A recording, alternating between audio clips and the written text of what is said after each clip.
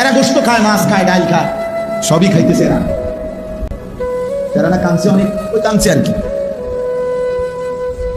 এই জন্য আমি নিজেকে বরবাদ করে, আমার কবর, আমার আখিরাতকে নষ্ট করে আমি আমার স্ত্রী সন্তানকে হারাম খাওয়াইতে হবে, খোদার কসম এটা কোনো মুমিন করতে পারে,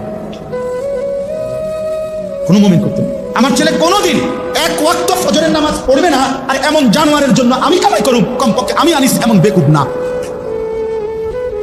তার লগে আমার আগে বুঝাপড়া করা দরকার। তুই মুসলমানের বাচ্চা কিনা আগে এটা বল, তুই ইমানদারের সন্তান কিনা বল বেটা।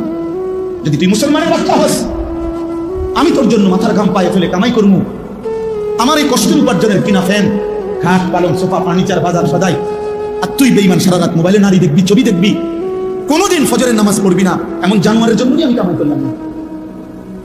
এমন হাইওয়ানের জন্য কামাই করতে বলছে কে? যার কপালে সেজদা নাই, কত মানুষ না, কেউ আমরা থাকবো না।